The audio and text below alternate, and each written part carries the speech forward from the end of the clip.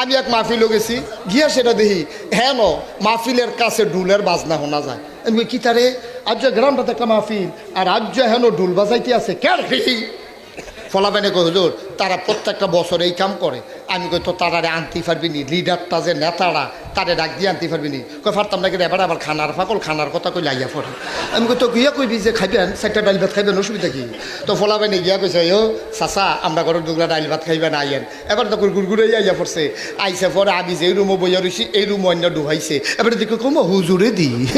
আমি কহ হুজুরে ভিতরে আইয়েন। হ্যাঁ ন ঢোল বাজায় কাটা আমরা তো তাই আমি কই কতক্ষণ দিয়াতক্ষণ এই গা ইয়া শুনলাম, জিকির শুনলাম, মনটা বড় হয়েছে আমার।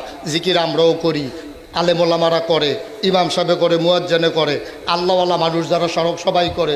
খুশির খবর, জিকির করবেন, লগে ঢোল লাগাইছেন গেরে। তো হুজুর কত কয় বছর ধরে ঢোল ছাড়া এই কইরা চাইছি, তো কই মিলে না, ফেস লাগাই নাই তান্তি।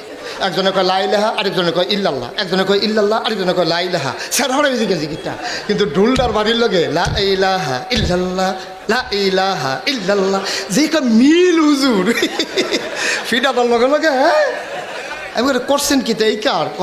আমি কই ঘর বিলে আপনারা ফলাফানি দিয়ে কইলো এই জিকির করুন না, ঘরটা বিলে অসা করে তুললা লইছেন, এটা কারণ কি? কই হুজুর আমরা তো ওই ফাল টাল দিয়া যে জিকির করি, এর আগে একবার একটা ফাল দিয়া মাথা ফাড়াই লেছে তীরের লগে, এর লেগে এখন অসা করে তুলছি, ফালাইতে পারবা মাথা লাগাইতে পারতাম।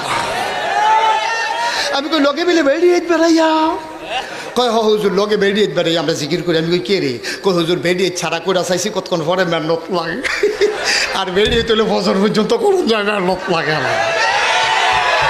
ঠিক কিনা ক আন্ডার ইসলামদারে যে যেমনে মনে ধরছে, ও যার যার সেব মতো করতে আছে।